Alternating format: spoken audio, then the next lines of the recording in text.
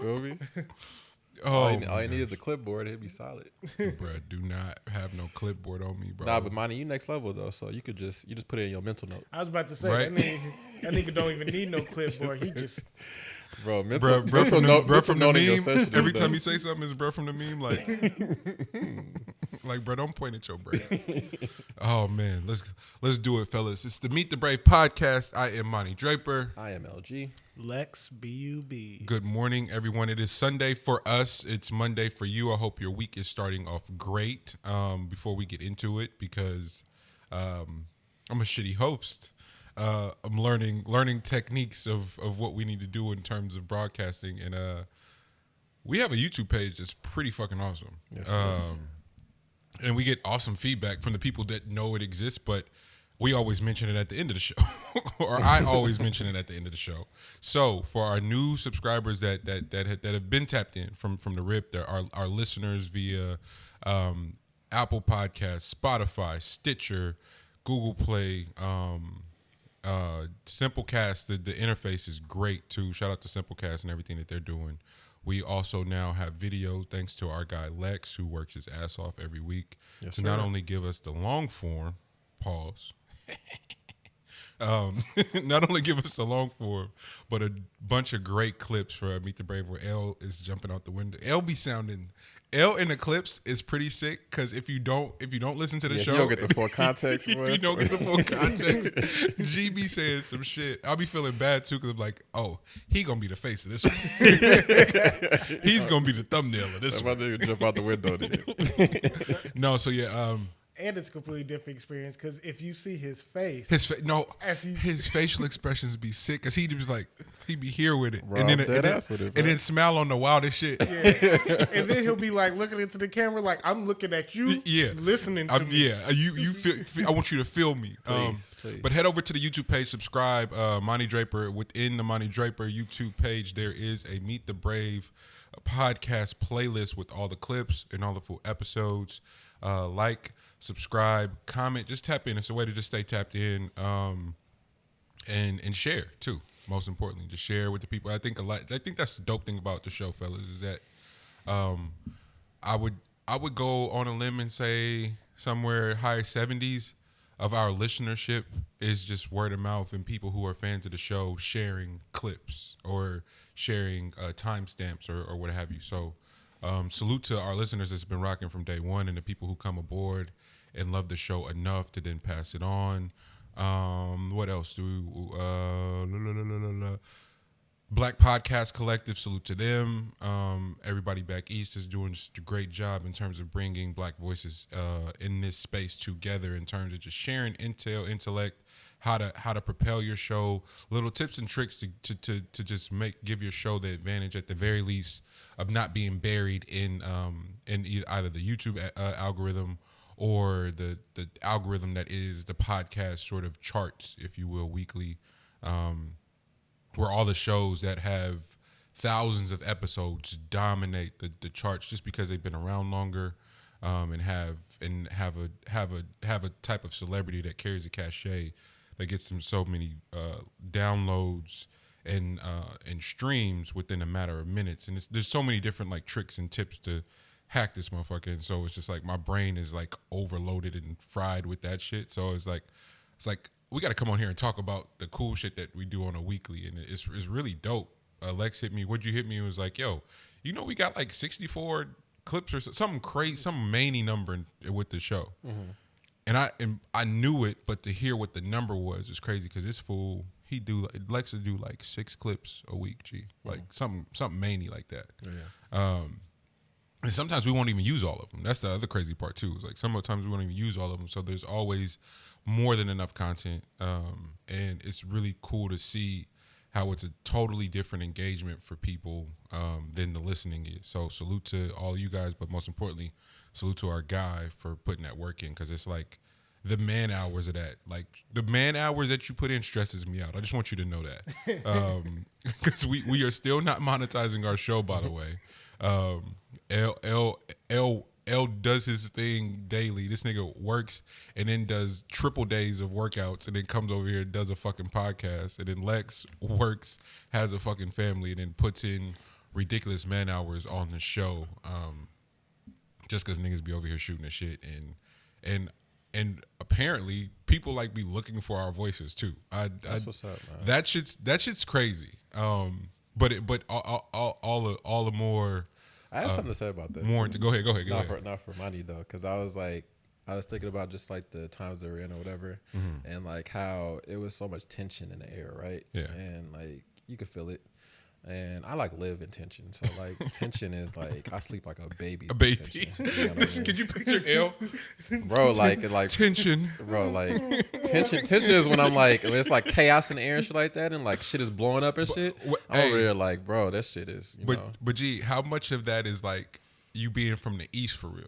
Like that's a big part. Okay, of it, sure. I just want to point that. That's a huge. My first few times spending the night at their house, like no, every Saturday night.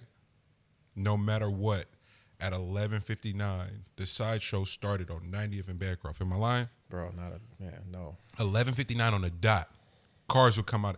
Like, it'd be dead ass quiet, and then out of nowhere, the block be full. And I'm like, oh my God, what's going on? This sicko is sitting there watching a movie like, yeah. I'm like, fam, it's it's damn near a brigade outside, and you just cool? Yeah, man. Bro, the life and times, man. That was all the fucking time. But yeah, no, I was just thinking because all the shit that was going on and like all the chaos and blah blah blah, right? And just looking online. I mean, online was interesting just because of like so many reasons. Yeah, like the overwhelming, just what is overwhelming right now. Yeah. But just to see like folks was like really missing Monty's word in this moment. So I was like, man, Monty, man, how does it feel to like be waited on like that? Because like folks was like, bro, we needed your voice. They didn't realize it until you said something that they realized it, but like when you said it was like the outpour of like, damn, that's exactly what we knew you had something, man. We just knew you had something. G, I gotta keep it a buck with you, bro. I am all in one. Yeah. And it's fun. We can start here, actually. It's funny you say that because we talked about it on the show briefly, where it was like, hey, man, we looking for your word right there. I'd had that conversation before last week's show and was ultimately received it in offense because it felt like my efforts as far as an artist to this point. Yeah, it's just just my effort as an artist as far was being disregarded, and not even so much the music, because the music is so subjective, and so if it's the beat selection, if it's my delivery, if it's my flow, whatever, I get that disconnect. But just you as like a person, That's thank you. Everybody what embodies that shit. Yeah, thank you. Yeah. So I'm just like, fuck the music, and then. After the person thing is like, we do a show every week where unabashedly, not even intentionally, our conversation leads back to the liberation of black people. Every fucking week we do that. Since the beginning of this show, there's been a through line of just like the true liberation of black people. So the way we unpacked the Kanye shit, the way we unpacked Hove with the NFL, like all these different things that we took, the way we've documented the presidency, like how, like at some point, if anybody gets bored enough, go back and make a fucking highlight reel clips of our commentary in and around Trump, and how a lot of this shit we predicted, like you could forecast it, like there was no other place to go but where we are right now. And so that's why and so for me, when all that was taking place, I was truly like, it there was a couple things happening. It meant a lot that people that I respect, were like, yo, your words mean a lot right now. But if I'm being completely honest, it felt like my entire commitment, to expression as a black male was being disregarded because there's such a sacrifice. And this is a conversation that I wasn't sure how we were going to get into, but we're here. Do you know that people had the nerve to be like, yo, Kendrick, why you silent right now? Completely. That was my other thing. I almost drop kicked my laptop, bro. That was my other thing. You motherfuckers have lost your mind. Like there's like we don't even follow him because he didn't post anything. So we just realized that where is he at this moment or whatever. Damn, like, that's sick with it. People are because sick. To Pimp a Butterfly is this complete. Like is basically going through the emotions that you're going through right now. Good Kid, Mad City is the reason why we're going through those emotions. Keep going. Section 80 is the precursor to all this. Bro, like, Section 80 led up to that point. Section bro, 80 is the Joker to me, G. Yeah. Section 80 is the Joker, where everybody loves To Pimp a Butterfly, Good Kid, Damn. Mm-hmm. I love Dark Knight. Dark Knight is amazing. Dark Knight is probably To Pimp a Butterfly or maybe no, Damn is probably Dark Knight. Mm-hmm. Joker is fucking Section 80 by far. When you think about Section 80, the song that J. Cole beat, that menacing loop, bro. High Power. High Power. Yeah. Oh my gosh. Yeah. And we're talking about over a decade ago. Put your 3 fingers in the air. We're talking about over a decade ago. This man has dedicated his art, his life, because Brett don't do nothing else. He's an artist, and the risk that comes with that, because you got to think of who his contemporaries are: Big Sean, Cole, fucking Drake, Wale, all of them collectively, what they were able to do with radio singles. Mm-hmm. Meanwhile, who I deem the best of such an elite group, because y'all know how I feel about Drake. Drake's amazing. Sean, Alien, Wale probably bar for bar is in another class than all of them, seriously, but it really don't matter because of how bruh move. And then Cole, fucking Alien. And then here comes this one kid in the midst of all that goes, nah, I see what this is and I'm going to take a stance. The focus is just different. Man, please. Like niggas get focused, but like not like that. That's supreme focus.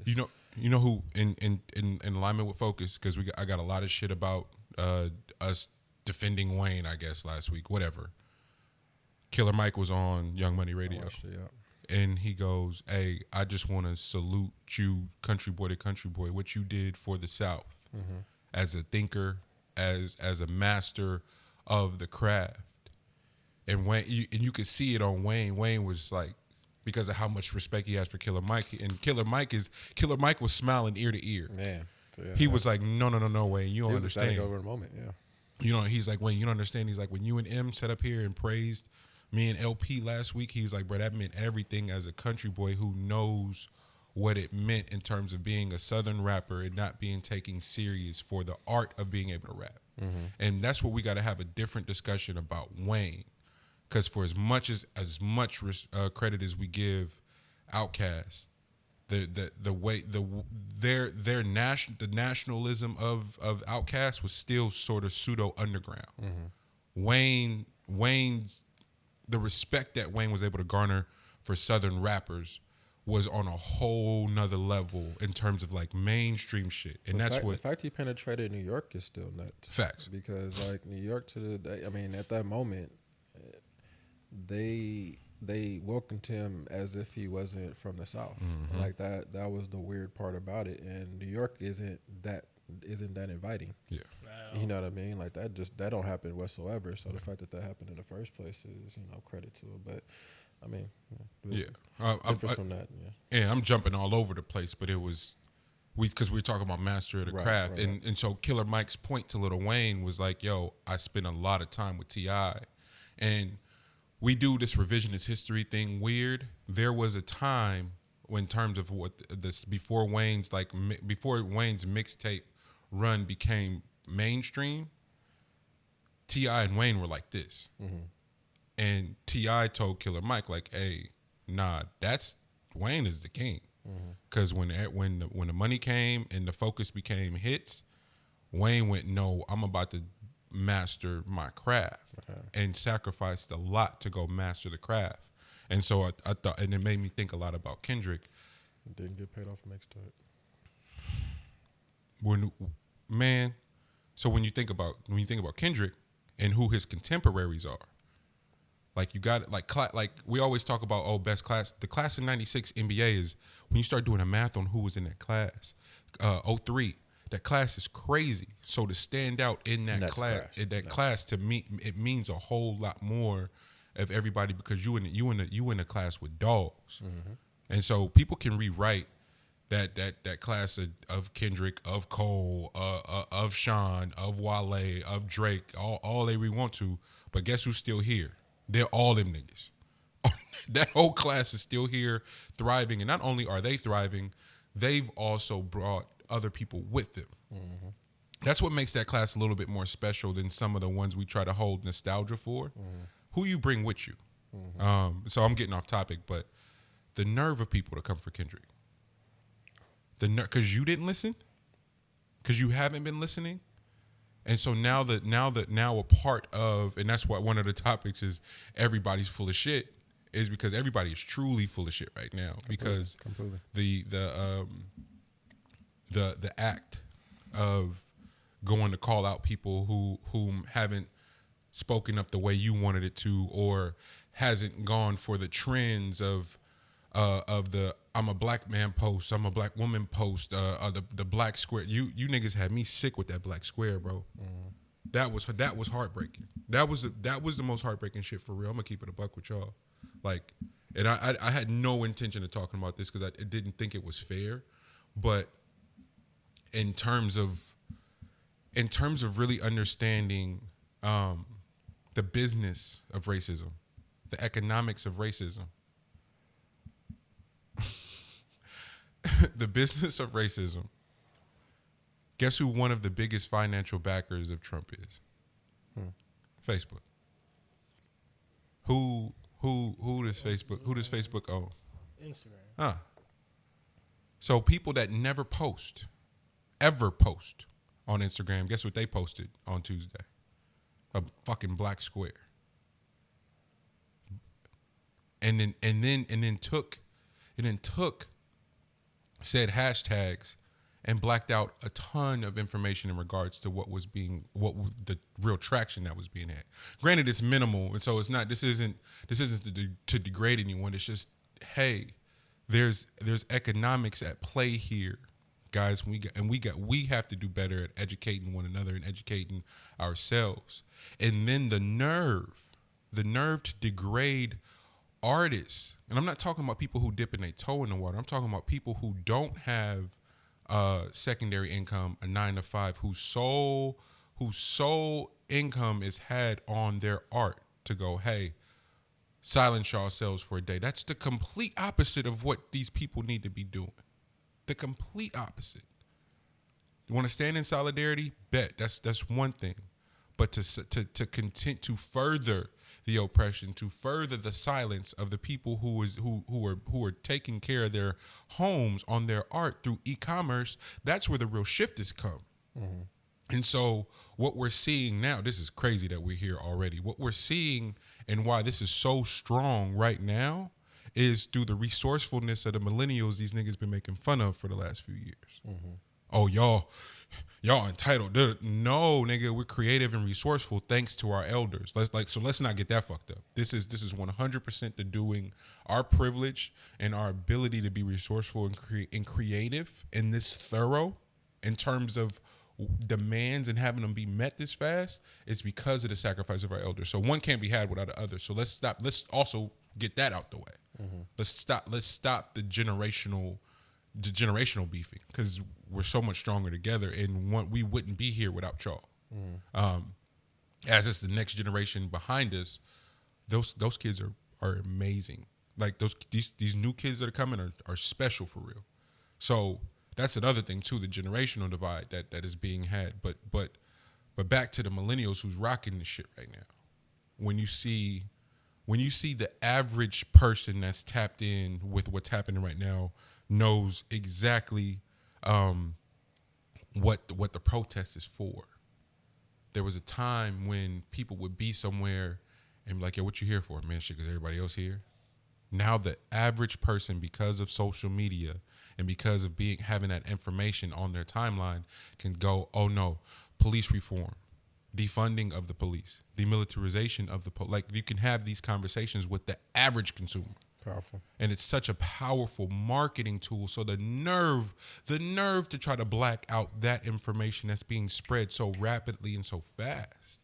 And that's the real power. And so I wasn't offended, but I would keep it a buck with you. I was upset for real. Not even from an artist standpoint, because I've been honest about it. I've had a really hard time making anything and sharing anything. That's just my own personal preference, but I haven't knocked anyone for sharing, especially shit that's moving. So if creativity is what you can offer right now, please keep offering that. And don't let these motherfuckers who dip their toe in creativity tell you to or try to silence you, because there's people that have dedicated their entire existence, Kendrick, to the liberation of black voices through their art. This nigga Kendrick on the fucking Grammys, every year he goes there and makes a statement. Every year. That cost him millions in endorsements, by the way. They don't have that. They don't even have the MTV one for show. No. When he was on top of the cars, like they just started resurfacing like clips of it, whatever, but they don't even have that one for you to go back and watch. And it's just truly unfair, because the amount of money that he walks away from, he'll never say it. He don't have to, but excuse me. With my minimal access into how this thing works, what his name, the name and the cachet, the leverage that he has, oh my gosh! And then seeing what his contemporaries are able to do with their name, and they're not him. You just based on those optics alone, on the pure strength in the back of liberating black people through his art, bruh's walking away from millions of dollars annually. It ain't all money ain't good money. Hey man, he's playing a different game. All money ain't good money. He's playing a different game, and that's my feeling when it comes to like our black brothers and sisters. I get the time we're in right now, and like people are finally awake to a lot of things, but and every last part of the movement in this moment is necessary, I would say. So even down to misinformation portions of things, the fact that a lot of people are so new to being awake, that's just going to be a part of it, unfortunately. Absolutely. But every last part of the movement, I would say, is necessary, down to the looting, down to the rioting, down to the up to the protesting, up to the passing along the information for us to get into places to be voting correctly. Even the tension between us is warranted, and I welcome, and so we can have dialogues and offer perspectives and get to a place where disagreeing isn't, I don't fuck with you at all. Mm-hmm. Like, because it's still a big void, and it's still a root cause of the disconnect between us is just disagreeing. That was to your point, G. No, definitely. And to that point too, the disagreement and why I enjoy tension so much is because that's how you get to know people. Like, you get to know people by making them uncomfortable. Regardless of how you feel about it, the people in their uncomfortable state has no choice but to be their true selves. Like, they can't hide behind whatever their fear is at the moment. The raw emotion that they're going to bring to the surface is who they actually are, and then from there they try to cover it up. So the more comfortable you make them at all costs is when they're able to hide behind layers of things that are working in their favor. You know what I mean? So that's why I really do appreciate a lot that's going on right now, because what you're coming across is people that's finding out that their friends aren't their friends, or they're coming across their coworkers. Their coworkers. They're finding out that their spouses are not who they thought they were. Man, you know what I mean? Because they haven't had any of those uncomfortable conversations yet. They've been in this interracial marriage this entire time, but never had a real talk. finally people are watching Kerry Washington's movie, which is fucking amazing. American Son. Man. Watched it when it came out, but it finally you talked people about it on here too. Bro, finally people are watching that shit. Yeah. Bro, that touches on so much that we're going through at this moment, and it happened before. Like, it's been going on, but it happened before people became awake. That people woke up. So this is just like pushing the traffic on information, and it's so much shit that's going to get lost. But I think that enough people are awake that we can carry some of these people along with the people that are already a part of these movements. And as we move forward, man, like the crazy thing is that this thing is going to die down eventually.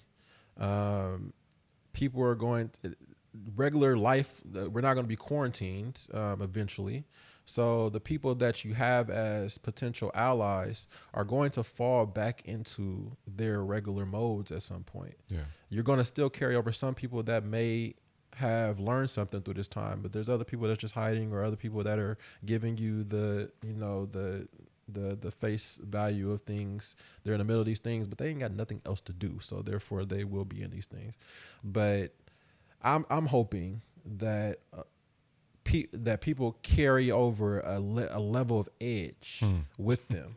Like that's what I'm hoping. Talk, bro. You know what I mean? Like, I'm hoping that y'all carry a level of the edge along with you, so that when this thing is over with, you keep them uncomfortable. Yeah. You know what I mean? And you learn how to be uncomfortable, so that when you make somebody uncomfortable, you don't fall back. You know what I mean? Nah, you keep that shit intentional, and then we'll see who they actually are and see if they actually are willing to change. That's where we're going to find out who people really are and how and what their real intentions are. Until we do that, we're going to fall right back into the same old mode. You know what I mean? And that ain't pushing nobody forward in my point of view. You know what I mean? So that's kind of my little thought process on that. He said a word that's been showing up a lot. Edge. Shout out to my Grand National family, Kevin Allen, D. Bledsoe, Brookfield Deuce, Mo Green, Kate Lamont, Soundtrack, OG Jaron, Ian Kelly, the whole squad. Mixing the album and these are all a lot of them are fathers of men too, which is important. Kevin has a line. He said, "Every nigga I know take care of his kids." That shit hit different because it's the truth. Every nigga I know take care of his kids personally, but the narrative I constantly get to see everywhere else is like absent black dad. I don't know that. New generation, man. You know what I'm saying? But D Bledsoe, his son is 15, 16, I think. 16, 17. In that 16. And since quarantine, and his son is a prospect. Like his son is all the because DB was an awesome hooper, and so all the tools that DB has, his son has, and he's pushing him to get to the level that he didn't have somebody to necessarily push him to. And with COVID and the quarantine, everything is shut down. On his story, every day they go into the park and they getting in ones. Mm-hmm. They getting in ones, G, and I'm like, and we never. I just asked him. I was like, "Yo, what's the?" He been beating you. He's like, nah. He's like, yeah, he got me, but we play, and my record is impeccable, so he know what's up. And he's like, fouls and all, like, oh, and he goes, yeah, he's so nice, he's so gifted, but he don't have that edge, so I'm making sure he had that edge for sure. And I started thinking about us, them games in the yard, foul the shit out of me. What the fuck you looking for a foul for? I'm like, oh damn, this is different. This is different. And that's only from playing against soccer players and football players. Man, and my players like we're not gonna call no fouls or whatever. And it was limited area to get into. So your move had to be quick. It had to be decisive and efficient, bro. Efficient, bro. Like when you play in ones, and it's in literally the space is as wide as the free throw lane. How good is your first step? Can you only get 2 dribbles? Sometimes we play only 1 dribble. Mm-hmm. Man, but the edge, and I start thinking about it, like what that does outside of sports, what that does for you in life, And even in terms of now, and not only being able to like navigate, but still thrive, and not looking for the foul in life. Like shit's happening and you don't got your hands up and you like, bro, what? Nah, that's all right. Let's get it onto the next play. It's such a gift. It's such that edge you just spoke about. G. It's such a gift. It's accountability, man. Yeah. It's because we have a few levels of accountability that we have to stay in tune with, right? So first and foremost, we have to be accountable of ourselves. Like we have to be accountable for everything that we do, what we present to people, how we go about things. We are judged on every last part of that, regardless. So it doesn't matter how you think you were perceived, or you feel like somebody did something to you and it was unfair. What was your accountability in that? Man. You know what I mean? Because that's first and foremost. Let's get that out the window. Let's get that. Let's take care of that first. Is I'm accountable for my part in that. After that, once you're able to make yourself accountable for everything that you do, the next step from that is holding people that you're in contact with accountable for their actions. Bet that will change a lot of the narrative around what people are doing to you. I bet you could, that becomes few and far between that somebody's actually doing something to you. Once you've held yourself accountable, and then from there, people that you come in contact with, you hold them accountable for what they do. So from there, there's no, oh, they did something to me. Oh, they did something on my watch. You know what I mean? Like, it's none of that. They think twice about anything that they plan on doing if they're going to be in your grace, like in your contact. When they're away from you, they may think about it. They may need to get back in touch with you in order to get a grasp of that again. But if not, they may go off on their own and do some shit that's out of character from what you understand about them. But within your presence, bro, you have the utmost responsibility to be accountable for yourself and Absolutely. The people that you come in contact with. Absolutely. You in that I don't know where that shit is coming from. G, check your cable. Damn. That little buzz. Yeah. Okay, I think we're good. You and to not completely scurry away from the topic the discussion we're having about Kendrick. Yeah. You were saying what if he was just done? Yeah, I mean, I had a feeling. It actually stemmed from what you were talking about when like people were like really wondering like what are you gonna say in this times, and like why is the person that has a complete catalog about this particular moment not saying something in this particular moment? When that hit me, that very similar to our entire conversation about Kanye and what I brought up about us for some reason thinking that he should still be presenting hope for us after he did that for years, like for us to still be in that same mode. We eventually moved on to, damn, what if Dot has already not bowed out gracefully, but has already moved on and is on to the next phase of his progression on his ultimate plan. Because a person that, if you go back to don't you dare okay, bro, if you go back to the very beginning of Dot's catalog, what more does Dot need to actually say? No, what I thought you was about to say is like if Dot do a yay pivot on the people. No. My God. I wasn't about to come with that take today, guys. Oh, shit. Oh, that's a crazy what if. I wasn't about to go with that take, man. I was more so just about to go with, man, like, he's done his prophecy thing for all of this stuff and done the work to this point. And I'm pretty sure to make your entire life be surrounded around things that have not had movement. Like, yes, we have people awake right now. Yeah. It is June 7th in 2020. And it took a pandemic for everybody to be in the house to pay attention. Because if that death happened without a pandemic happening, Best believe people are doing the exact same things they've been doing. They just had the time. Come on, man. They just had the time and effort on their man. state to be able to do some shit about it this time. It's not like how the Rodney King thing happened, where like people had like we went in a stoppage at that time.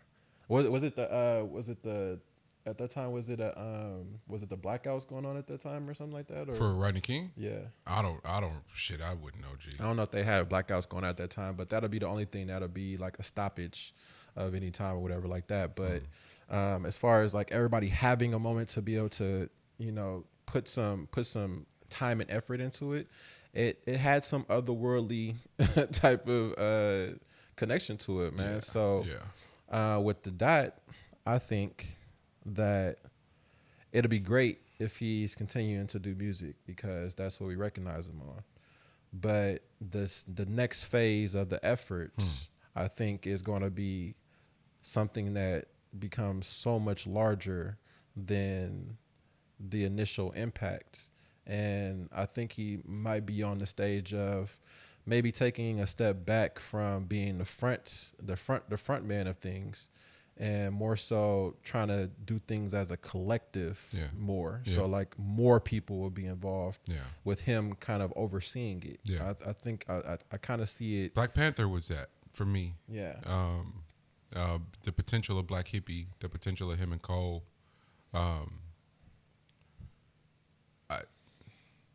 You hit on a couple things. The alignment of the pandemic, and the stats on it though. That's the part. The stats. Everybody's in the house, right? Mm-hmm. Why was there not a decrease in the months of March, April, May of police related homicide? Man. If everybody's in the house, how the hell does that number stay consistent? And everything else dropped. The crime rate as a whole had lessened. We talked about domestic violence and suicide numbers being up, but that's a direct variable of people being in the house. Mm-hmm. Another direct variable of people being in the house is like there's no one to police, right? Nah. Damn. And so part of what I wrote this past week was, I need help processing why now, because I occupy entirely too many different types of spaces where these conversations either never entertained. I don't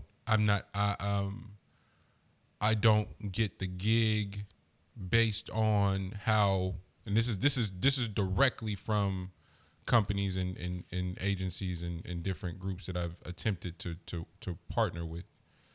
So it's a little too militant for what we're trying to say. Huh? And so so for me,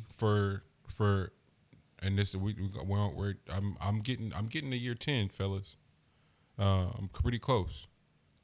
So for 10 years of dedicating my life to this and nothing else, to sit in meetings and be told it's a little too militant, it's a little too aggressive for what we're trying to do for the world, for the pendulum of the world to swing.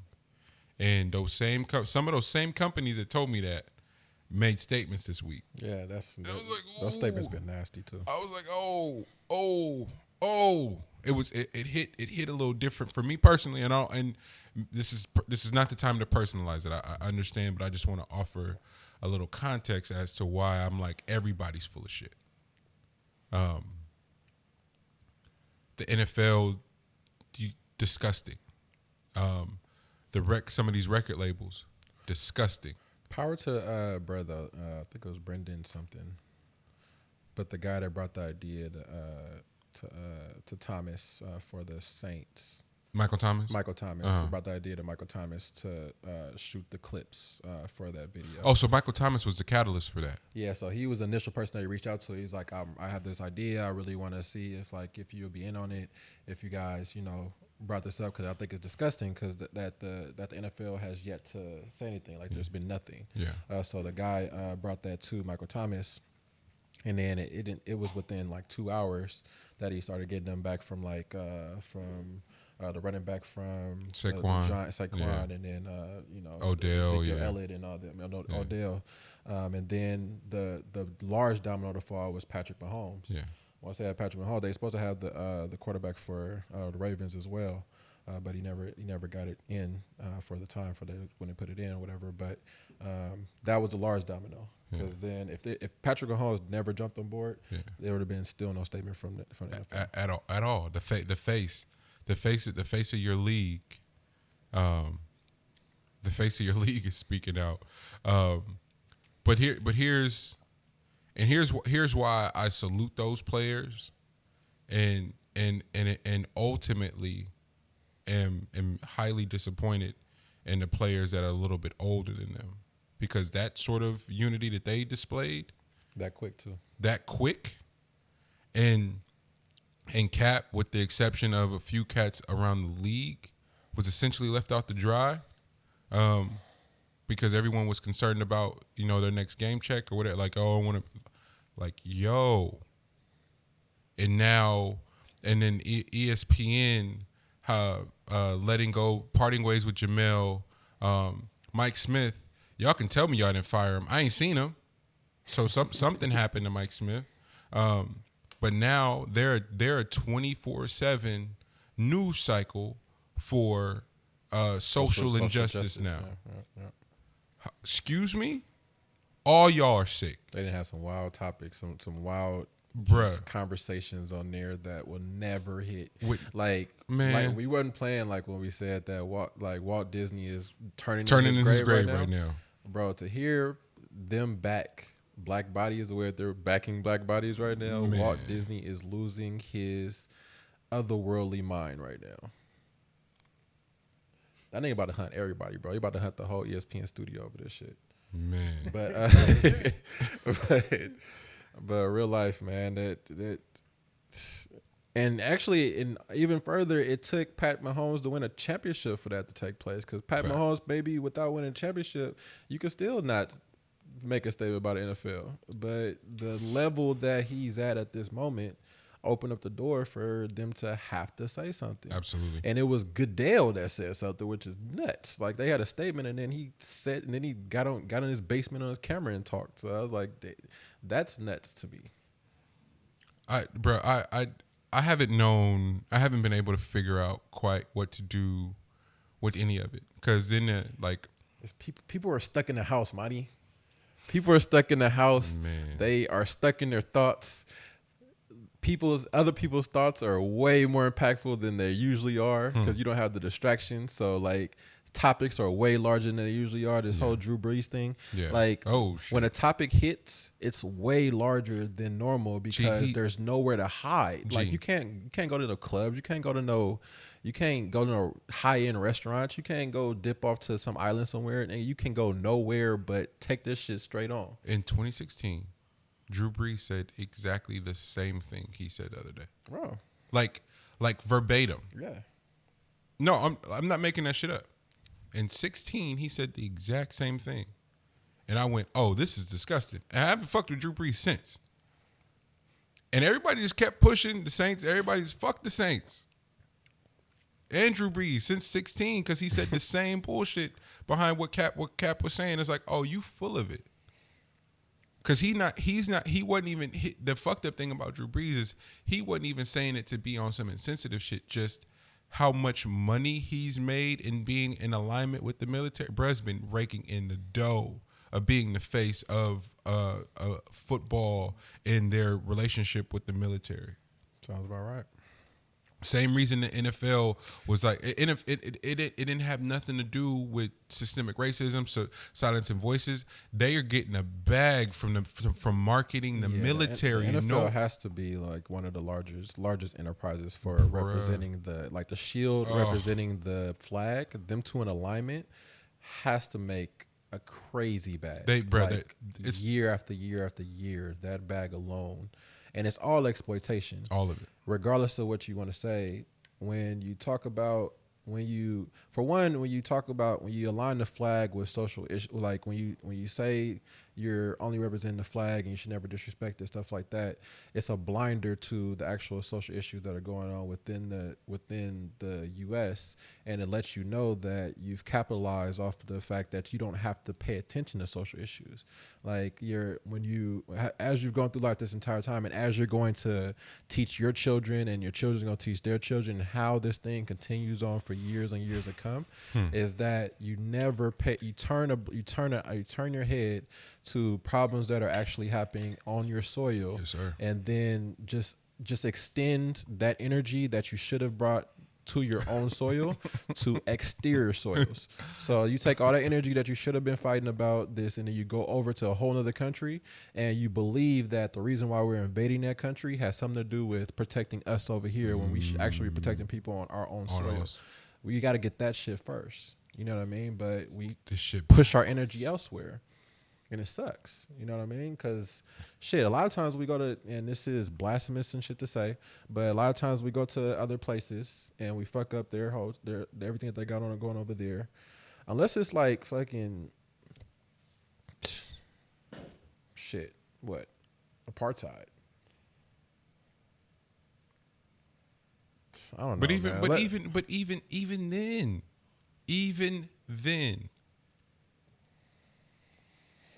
What was taking place in South Africa was a direct variable of what had existed here. True. There's no way for other countries around the world for black people in those countries to be liberated and free if the quote unquote free nation, the whatever they were calling America then, because it ain't that now. The smartest people, the most talented people, the wealthiest country. This is some bullshit, and it always has been, and even then. And so when the country everybody's looking to as an example, when the people that built it are still being oppressed and none of it has been acknowledged, when everybody else has received some sort of reparations for their people suffering and everything, anti-Semitic statements, anti-native language is approached differently, anti-Asian anything, everybody. Anti LGBTQ conversations is like are promoted in our faces. We got an acronym. Did we? Yeah. What we get? BIPOC.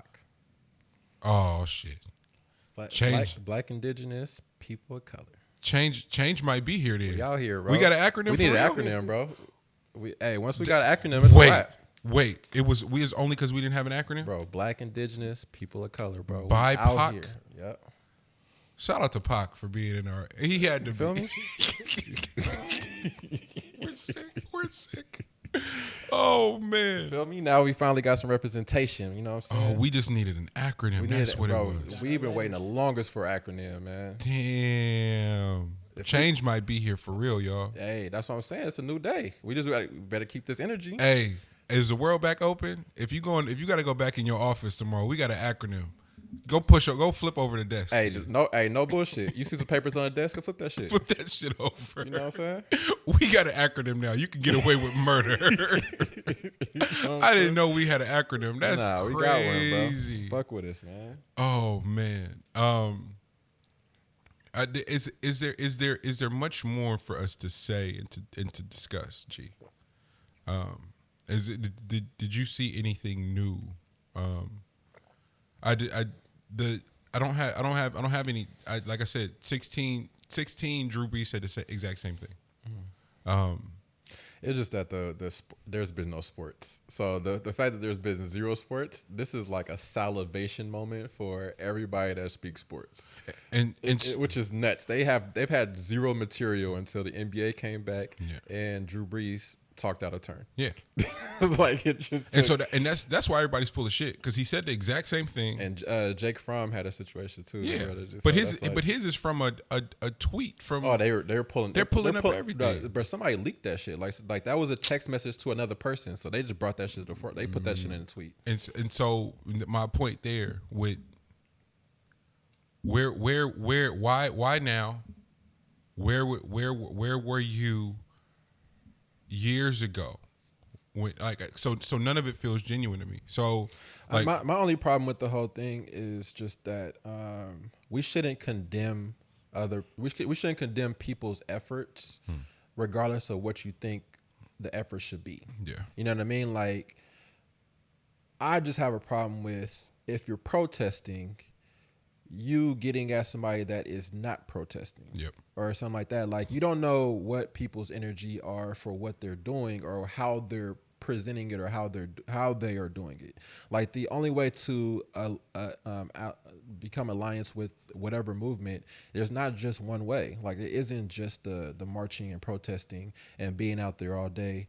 That's a big part of it. That's important. That's something that we need folks to do. Yeah. You know what I mean? But there's other things that need to be done all at the exact same time. Yeah. And a lot of that can get lost in the initial emotional connection to things. And that's what I want to give everyone right now a lot of credit for, is for as much as that rhetoric that is spewed when people trying to do that bullshit, there immediately is defense of enough of people to make a wave to go, no.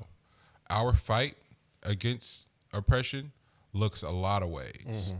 And I've been so, and that was part of why I was so, I'm leaning more towards being proud of everyone right now, because of how many angles this is being hit from. Like, while people are marching, wealthy Black people are donating to specific causes and giving specific resources to specific groups to then be empowered to go do more work. Like, it's happening in ways it's never happened before, because it's always these miscellaneous ass groups to donate to. No. We know exactly who to give our funds to now.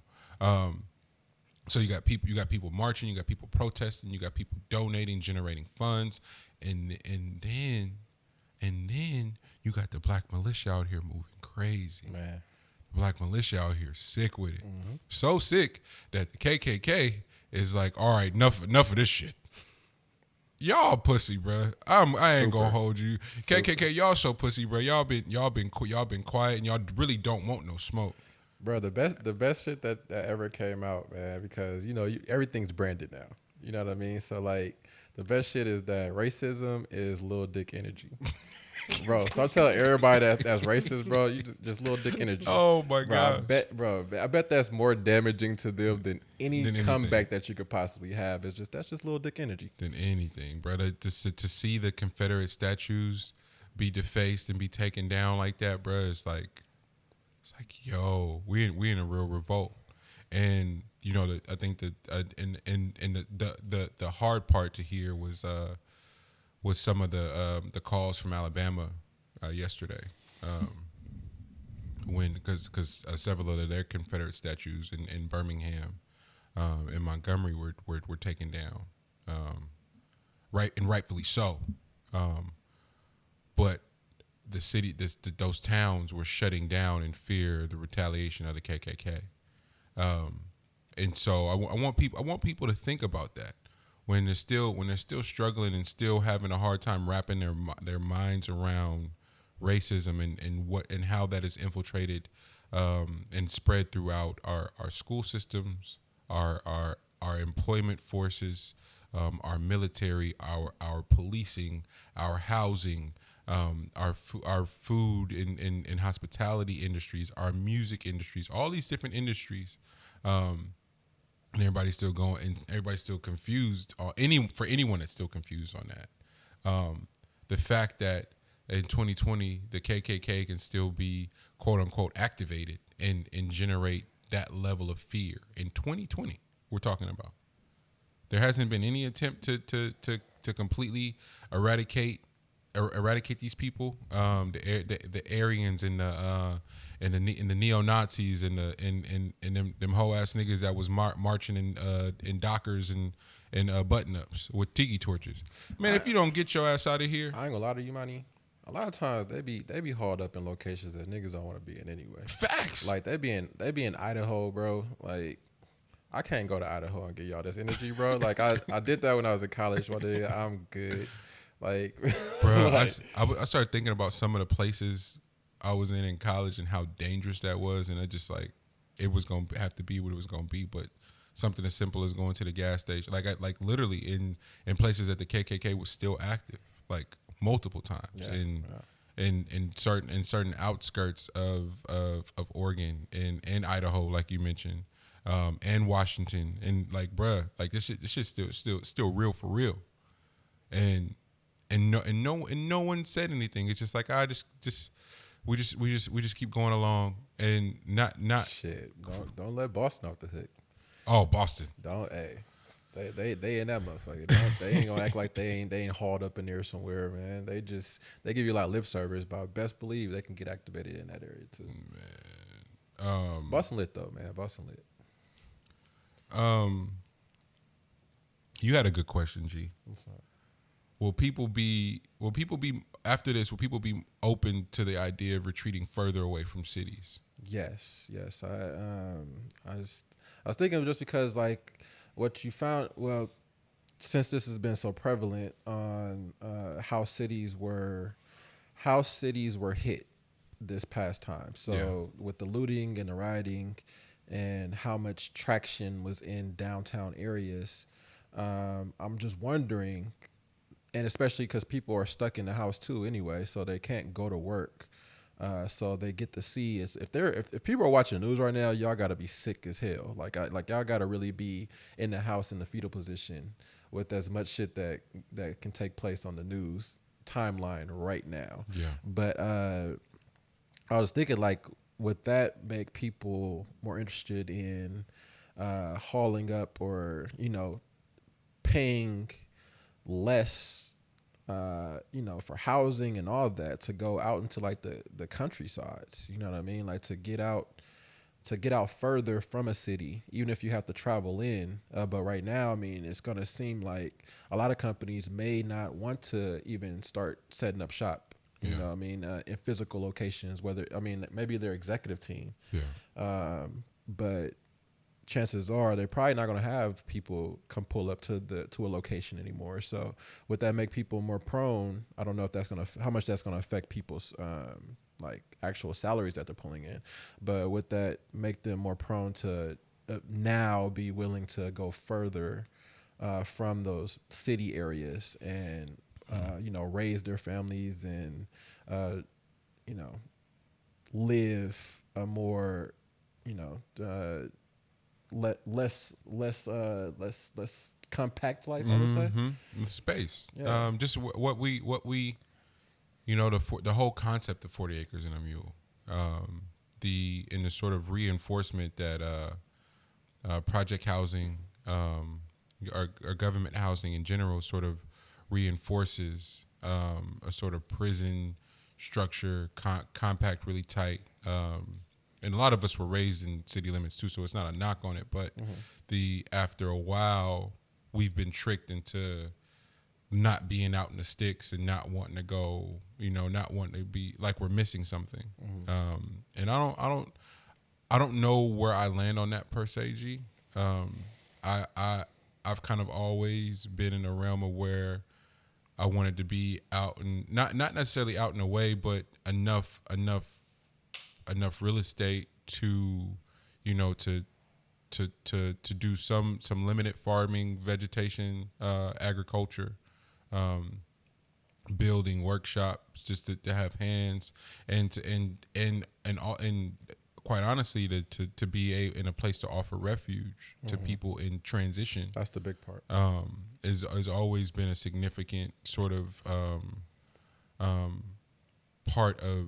Because it happened for me and my family. Like when my parents divorced, shout out to Auntie Nisi and Freak and that whole family. Like they took us in, and then grandma took us in, and then in college Morgan took me in, and the Montgomerys took me. You know, it's like these different times in my life where people have been able to offer refuge, and it's like the only way, like I and shout out Mona is just like, bro, you ain't pay us back. You pay us back by reaching your potential, and then pay it forward. But to hell with that paying it back shit. Pay it forward, and like, damn, that makes sense. It makes sense, you know. So part again, I'm personalizing it though, but when I saw that, it had been such a relevant topic, and we were talking about it at length last night. Shout out Don, cousin Donald. He wants to go back to Alabama so bad, and his frustration behind people not understanding. You know, bro, when I'm gonna shell out $500,000 for 1,400 square feet in California for, where he's like, I could take a quarter of that and go to Alabama and have like property, and you're like, damn, the economics of it, you know, what the is the real estate thing and the proximity thing the same game that is had upon us in terms of marketing, where it's like Adidas, Nike, all these different brands that are outsourcing their mass production to China and to India and all these other parts where jobs aren't generated here. The car industry going away, and then we give all our dollars right back to it, and then in the meantime, to house the things that they're outsourcing to be built out of the country, they can house them here and then receive tax breaks on those warehouses here on the backs of us. It's a really fucked up system when you think about it. And so for me, I'm beginning to have that, like the lore of being in California and how everything is so overpriced here, and then how we're overtaxed here too. It's starting to not add up. Like my family's here. Overworked, yeah. My family's here. The weather, and and all the opportunity is in the Bay in LA, the tech. You like, yo, for the chance. Man, fuck that. I'm going to Texas. I'm going to somewhere where I can get some more bang for my buck, some space, and I can still work remotely. If you need me, send for me. If not, I can do it from home. Like that, we've just worked from home for the last 3 months. No, the people who's making money, who was gonna make money are making money, and everybody else is sent back to figure it out. And that was my point, like the resurgence of the mom and pop, like the local patronism in neighborhoods. So for where the black produce stores, the black cleaners, the barbershop, the beauty salons, the beauty supplies, the black banks, the black restaurants, you name it. Like we're all like the 80s and crack wiped all that shit out, bro. And we don't get a chance to talk about it at length and really unpack the attack that was on black economics. I can't reiterate that shit enough, and people keep calling me crack. How are y'all not seeing that this is racism is 100% tied to money? How? Because if we got our own money and we spending with each other, guess what they not getting? Our fucking dollar.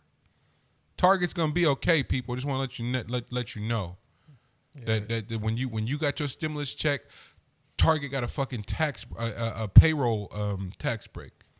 Amazon, who don't Jeff Bezos don't pay taxes, he got an employment, he got a payroll tax break, people. So please don't mention looting to me again. I don't care. Burn that shit. Seriously. Some of those buildings got paid off with the looting. With the looting, and they already got the same stimulus breakdown you got too. They got double down. Double the fuck down. So stop. Don't mention that to me no more. Don't, because I'm gonna lose it. What are we talking about? Don't try to sneak in here, walk of shame. Come on, we hear you now. Damn. He's trying to tiptoe.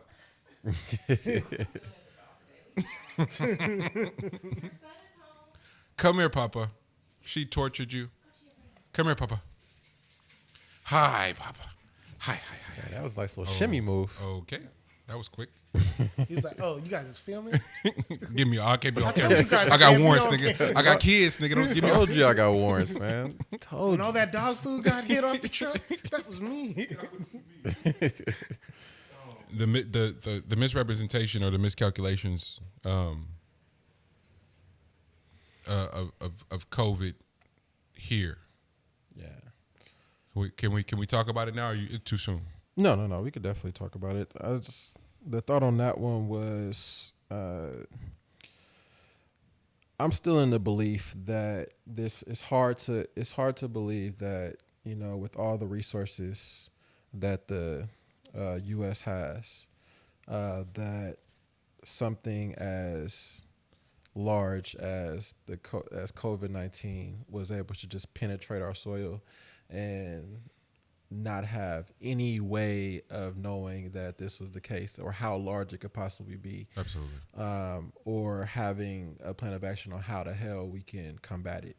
Like, that type of fumble is very hard to believe that could happen, you know, on U.S. soil. I'm sorry, we have way too many resources. Like, this is some shit that happens.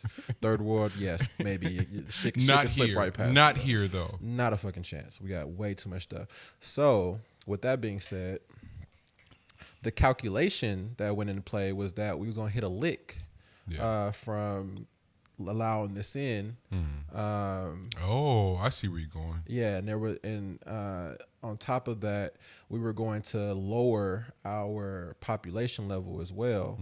And then also we were going to create so much hysteria, so much racial tension as well. We were going to do so many things to keep people in all these different boroughs and hauled up and stressed out and all that stuff like that we were going to be able to do so much shit off the clock, basically, that you wouldn't even be able to see in the meantime, right? And with that they were unaware or did not factor in divine intervention. Like, you can make all the calculations you want to make in the world and not realize that we have zero control over nature, and we have no control over the divine, right? Of just random shit taking place, and they gambled with that. And what happened was that there was enough social problems that took place. There was enough time that we weren't able to get people back doing their distracting things. And with that was like the perfect storm of shit, damn near anarchy. You know what I mean? Like, it was a perfect storm of people waking up when you thought that you were going to help them sleep. Like, it's crazy. And with that, I'm just wondering what will come of it, was like where I was going from there. Because what I'm seeing across the landscape is that people are waking up to the fact that shit is not like the U.S. is not shitting roses. You know what I mean? Like, this shit is some bullshit. You know what I mean? Like, that's what people are waking up to, which is nuts that you're just not waking up to that. But I'm just wondering, like, with the miscalculations, did the people at the top realize that you would eventually need people to sniff your ass and think that it smelled good? I'm just wondering if with that miscalculation right there, if we can flip it. You know what I mean? And it was just a wild, crazy thought that I had. But that's kind of where I end up being, when, like, I'm always on, like, ready to go mode. You know what I mean? Like, there's not like a break for me. Like, I literally am like, when the moment takes place is time. You know what I mean? I just think that that's eventually going to happen. I didn't know it's going to happen this soon, but I'm just thinking. Yeah. Just a thought. No, I'm with you. I've had those thoughts, and trying to understand did their plan completely get fucked up, or is it going to plan? Because it's one or the other. There isn't like any so bad that it could be good. Yeah. That's where I'm at, because did they account for the uprise in attention? Serious. This is a serious thought. Like, I don't want to undermine all the great work that's being done. But I also read a lot and understand how sinister shit is supposed to go. 100% make you think this was your idea while we whooping your ass on the back end. All right. But that's where I go. I want to give kudos and credit to these millennials for being a little bit more resourceful than niggas thought, and having a little bit more gumption, and really not giving a fuck about money the way that they thought that we did. That part. I don't think a lot of these motherfuckers wasn't ready for a lot of the black people that they've put in positions of power that essentially run their companies. My sister runs a company, basically. She'll never say it, and her bosses will never admit it, but I watch her run a company. They ain't bet on her being like, yeah, my nigga, okay. Oh, wait, you willing to walk away? Yeah. Fuck you thought. I know my value for real. The trick that you were able to pull on our grandparents and our parents is that you made them think that working for you was who they were. This e-commerce shit then broke y'all shit wide open. She could take her talents and go do her in her party planning and decorating business like that. Like that. Some impressive shit, man. To watch these kids bet on themselves and win. Mm-hmm. You understand this again, the sacrifice of our elders.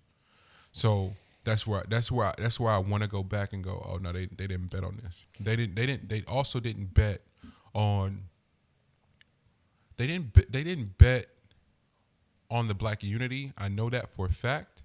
I know they didn't bet on that. They thought they still had us confused enough to where we didn't fuck with each other like that. Bullshit. I was just telling somebody this other day, in the music industry, all my shitty business dealings, guess who they've been with? With white people. Every time I do business with a black engineer, black producer, black label head that wants to just do a flat out split, it's gone fucking smooth. Black rep from an agency, black rep from a brand. It's like, hey, Monty, can you write this? Can you do this? It's smooth sailing. Every time it's encountering an other, there's always some fucking hang up. So I also want to dead that myth too, that black people don't do good business. It has not been my experience in music. It is not. It has not. Also, I think we have to pay attention to our intuition better, and you can tell a black person that they shit. Like they kind of wear it, you know what I mean? Like you see it coming a mile away. Yeah, bro. Like he's full of it, bro. They don't really have like much of like a filter to not be shit. You know what I mean? Like it's just like it's you see it from the beginning, so it's on you. Like if you like look at them and allow them to do the shit that they're planning on doing. Yeah. Because they, black people can't help but just wear certain things.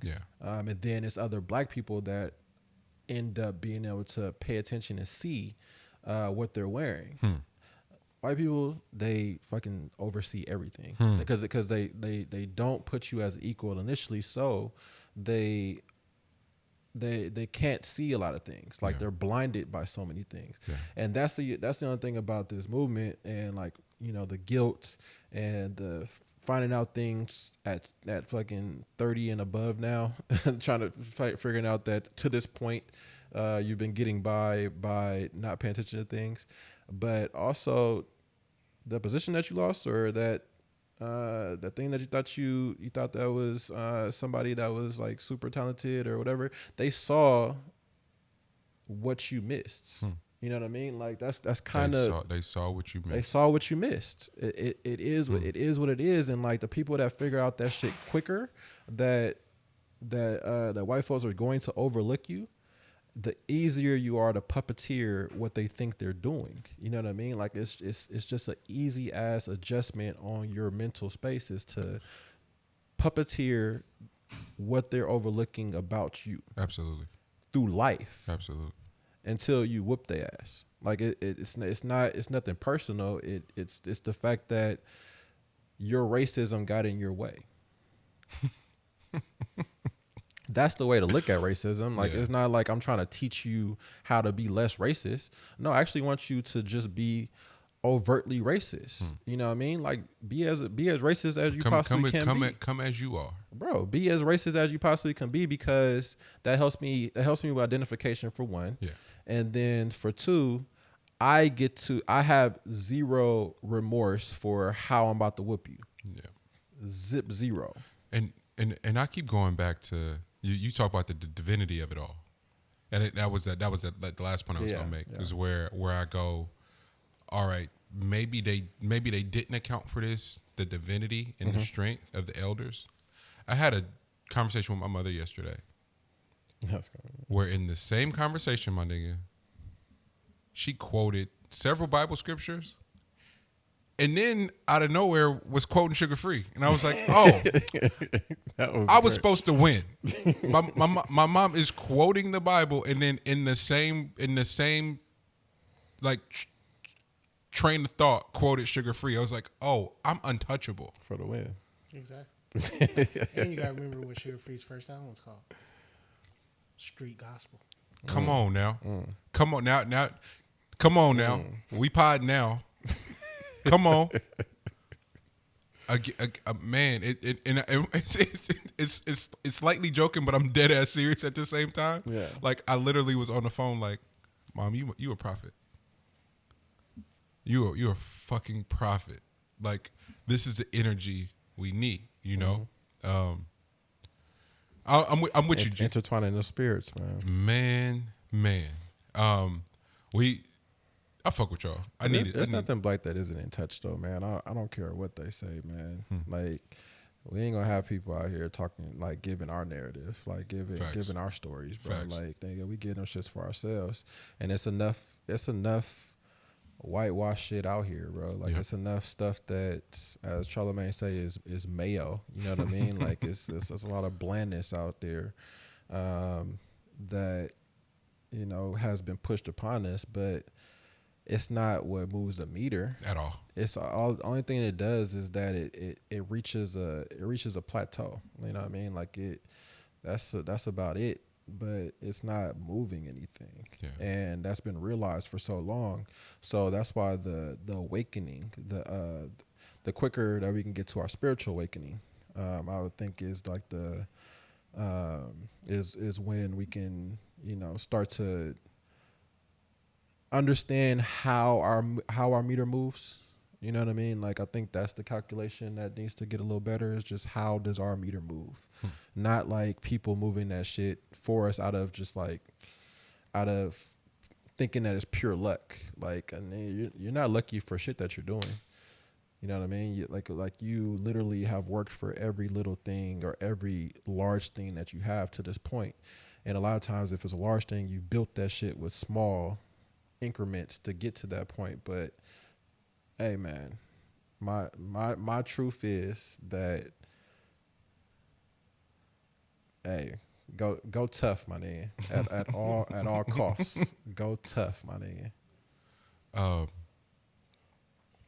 Damn, man. With that, G, kind of closing that, they didn't account for our unity, and they didn't account for their children and grandchildren, children's ability to go, no, black culture impacts everything that I do. Your renegade dance, your challenges, your TikToks, all this fly shit y'all want to be in on the conversation for. Your grandkids are taking their social cues from the people that you've been attempting to oppress and eradicate your entire existence. And that's the thing. That's the one thing that's been kind of the most, like, that's where I knew I was sick. watching the videos of the little white girls give their parents shit about like their rhetoric, and like hearing the timbre in the parents' voice, like, "Oh, you got them tight," because they thought they were able to just pass their views on to you, and they could sort of outduel phones basically. Because even some of these kids that are rural, tucked away from black people completely, they're living through phones and social media, and guess who's running this shit? For as much as you try to bury, for as much as you try to control the algorithm, guess what's one algorithm y'all ain't been able to beat, and that's just black power in general. We're too good at this shit. Just the creative, the resourcefulness, and the lengths, and the impact. So back to our initial point, Kendrick don't gotta say a fucking word. I'll speak for him. His fans across the world will speak for him and what he's meant and what he's represented his entire existence as being an artist. Not just today, not just because it's an uprise, but he came in this motherfucker telling you what time it was. And don't think that he wasn't a part of your uprise. Like to this point, he where is the do you think he reason. got the energy from? Exactly. Where do you think those seeds were planted? Who do you think planted those seeds? Dot. I'd even go on a limb and say single-handedly, he's the reason Hove got dreads. And talking like if the kids is coming through and popping that shit, guess what I got to do? I'm the OG. I'm the big homie. I said I'm dead. I bullshit you not. I believe that wholeheartedly in my heart. Live your truth. Come on, Kendrick coming through and being as free as he did to help liberate Hove and B and all everybody. I believe that shit. You was about to say something, Lex. My bad. It's gone now. My bad, man. Nah, it's all right. On that note, I did want to say though that with the movement that's going on and like this overwhelming love towards black men and black women, I definitely wanted to, for myself, my connection to the whole thing, not so much to the movement of like looking out for black men. I definitely believe in that wholeheartedly. I can't help it. I'm a black male, but I'm also 6'5", 235. Yeah. So like the threat on my end is literally coming from an oppressor or authority figure. Like usually that's where that part is going to come from because I'm really bad with authority. So I have to watch myself on that part. So I've always had to do that shit. So I understand that part. But with that being said, my feeling is not so much I need to push that agenda on my end. My thought is that my journey is very important on the breaking down the barriers of how men deal with women. That's my journey. And as much as we're awake to the idea that, you know, black men are important. Black men. As much as that's a huge importance, what I identify with, that's always been important to me. What has not been highlighted enough has been black women and women in general. That's still something that is the blind side, would say the racist portion for a male would be that using that word racist, we are that towards women. Man. That's how we treat our women, is how racist people do not see us. We do not see women. So that is my journey, is doing the work on that part. Yeah. Nope. I'm not gonna do it. I'm not gonna. We not. I wanted to bring up Yvonne, in her special in the optics and the aesthetics of what she did, and talking about Molly from Insecure. Oh yeah, sorry. Her HBO special. How long was it? An hour. Okay. Yeah. But she goes home. She's Nigerian, and she incorporates her culture, and she has a brilliant through line of black and African, and it's an important sort of discussion and dialogue because she's speaking from firsthand experience, and offering a window and a door into something we haven't seen before. But she's also a woman that's doing it, and where you look at other specials and the crowds are kind of diverse, but mostly not. Especially when you look at like later Chappelle and Hart specials, there's a lot more white people in there. It's black in hers. It kind of reminded me of the Kings of Comedy days. She did it in DC. I was really grateful for the emphasis and the fearlessness and just like not casting a general net. It makes it harder. It's a harder feat when you don't cast a general net and open up for the audience to be understood. But I'm not talking to you. Yeah. If you want to tune in, if you want to watch it at home, bet. But this ain't for you, and that's got to be okay. Because guess how much shit is not made for us that we kind of got to find our way through. Seriously, we got to find a thread to connect with. And I've gotten pretty fucking good at consuming shit that don't have no black people in it. I'm pretty good at it. I must say. That's a big trigger that's a big thing that I'm seeing from looking back at some of these shows, like looking back at Dexter, looking back at now I'm on Breaking Bad. Yeah. Breaking Bad is one of the biggest culprits of it in the last decade. That was a smash. But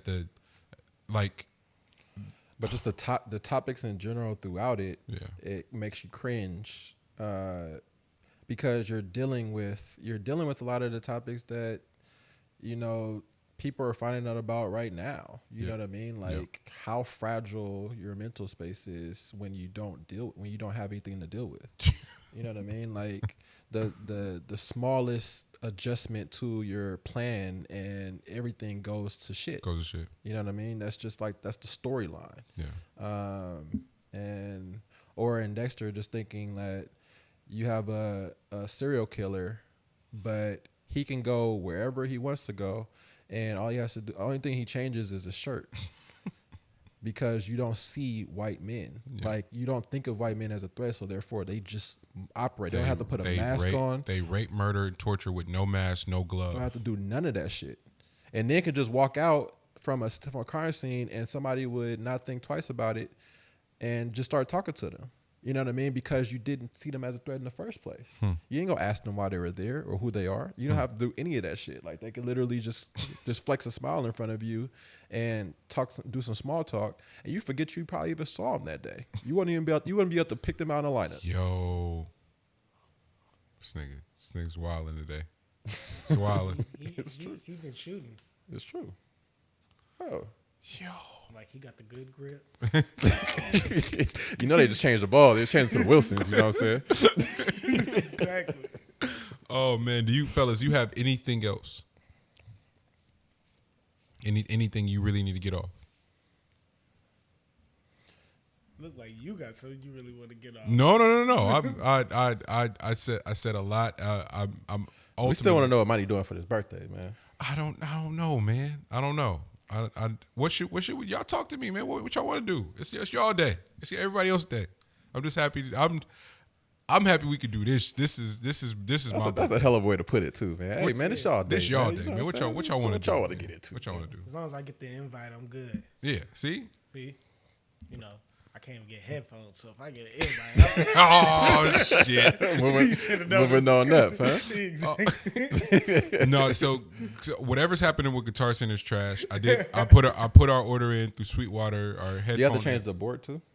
I don't. I should probably. It'll give us a little bit more control, but we're fine. I mean, because I see it only got the two. Yeah, I'm running you guys in through two. This is funny. We're talking about this on the show. Yeah, just nerdy production stuff, guys. Yeah, but the rest of the stuff will be here in a week. Nah, I know. Sweetwater, but yeah. Still, I gotta give you some type of shit. Yeah, but I mean, everybody everybody stay focused is Yeah. my thing. And keep your edge and Keep your edge. and give them that intensity, man. Give them meet them with the energy that you feel that you deserve the respect that they're not giving you. Facts. Wow. And they're finding out that they haven't respected you to this point. And it's wild that it took so long for them to figure that out. Maybe it just took the world to stop for a second for everybody to realize it, but chances are when the world starts moving again, that shit go right back to normal. So that's why keep that intensity, keep that and don't. I mean, what you do is not infringed on like what other folks is doing. So like a cool thing that you just talk about as far as just catering to like your crowd and stuff like that. That's what Fifth was talking about too. A lot like how Tyler Perry is. That, like I don't really fuck with power like that. But then again, it's not. That mean that it would not be for me. Yeah. But it is a crowd that is fucking with it hard, and he's catering to what they rock with. Like he's in tune with their personalities. Yeah. And that's a lesson, just like Tyler Perry, just like, you know, a lot of other artists or whatever. That's really the personality or just like the mind frame. Know your demo. Know your demo. Yeah. Know your demo. Know your demo. It's a important part of marketing. Any creators, whether it be content, make an effort to get to know your demo. So with that, our demo that tunes in every week, tap in, whether it be the IG, the Meet the Brave podcast page, LG's personal page, Less Bubble Productions, my personal page, and now the YouTube. Subscribe, like, comment, share, turn the notifications on so you're aware of when the clips and the episodes will pop up. That's an important thing too. Turn the notifications on for the page so you'll get an alert. I'm still a ghost online, man. I'll stop being ghost one day. I'm still new to IG though. I'm still like I'm like a 2-year-old on IG. I'm coming up on my 2-year anniversary. And like, Oh man! Again, thank everybody. having an IG anniversary is nuts. What y'all trying to do for my IG anniversary? What